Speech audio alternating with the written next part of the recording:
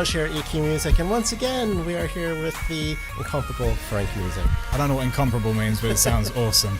It does sound awesome, I just like saying that. So, your first EQ Music Live, we've known you for many years, and here you are doing a very intimate fan set tonight. So what's it like to come back to London? Yeah, it's good to be back. I'm glad to actually be in the town that I grew up in, and the area that we're specifically in is sort of the crucible of where my actual musical career started as well, in East London.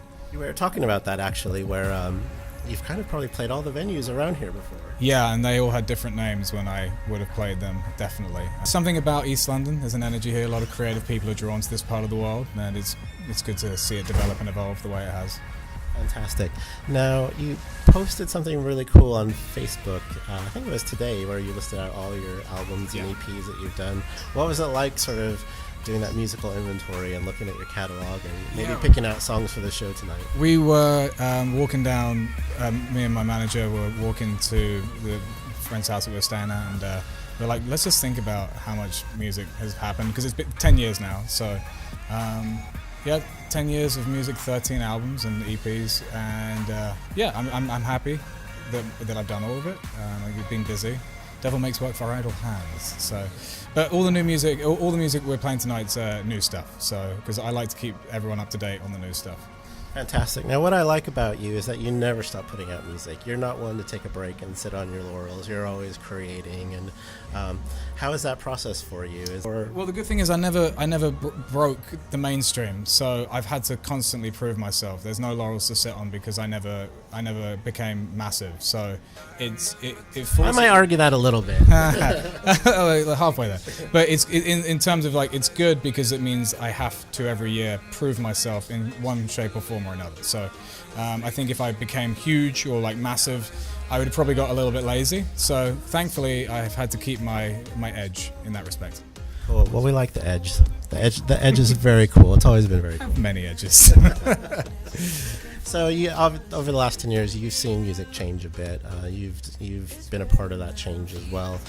Where we're at with Spotify and streaming, so what is your current take on the music industry right now? The industry is changing hands. The power is shifting from a sort of a rather old school way of doing things, and we are in a new age. We've been in that transitional period for about 15 years now. I think people need to get used to the idea of managing expectations a little bit better, and understanding that the old way of doing things with A&R men and tour budgets is still available, but not the keys to success by any stretch of the imagination.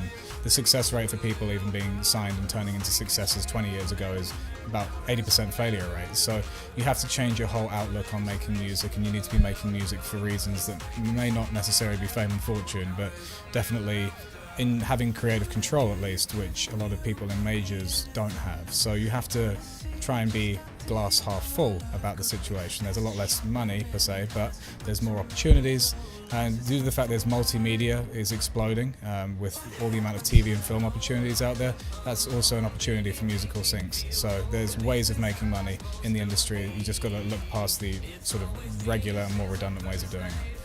What is kind of exciting and kind of scary is that there's actually no real formula like there used to be.